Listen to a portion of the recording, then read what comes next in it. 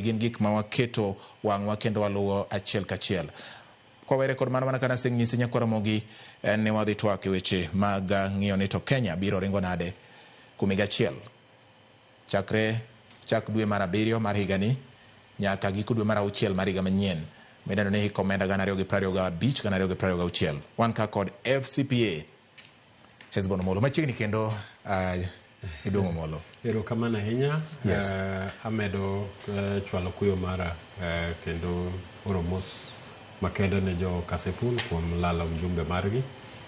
Kopogore gi mano wadwa ni mondo wayang ne jo piny ni to ang'o madhi nyime e budget ma higani. Yande nyoro ne ker mar Kenya kaachiel gi cabinet ne ogo bura ma ong'ado ni budget ma higani onge ushuru moko mimedo mang'eny. Saparo ni en ranyisi ma the first time e history marwa kae ma budget idhi som ma taxes momedi minyalo kwano onge. Kendo kinone maber to chalo budget ma koro duoko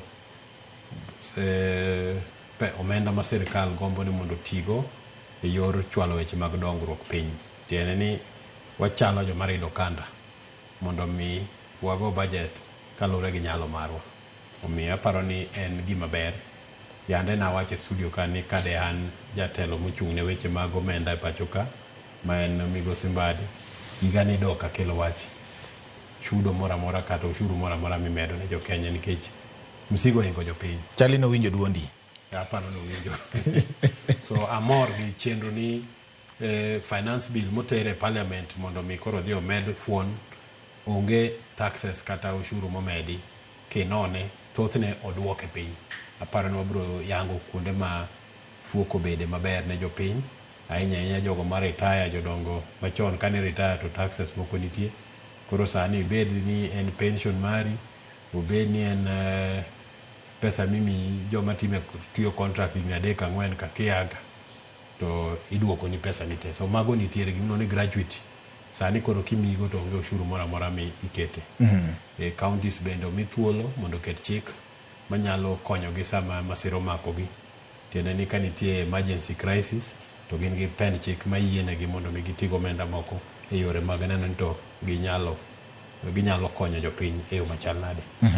So nitiere kony mang'eny maparo ni budget ni olero, but gima duong' moloyo en ni nitie gimilo ni tax administration. Tiende ni ere kaka jogo masolo osuru miluongo ni Kenya Revenue Authority nyalo timo lokruok e kaka gisolo osuru mondo mi gichok osuru mang'eny ma ok gimedo pek kuom japiny.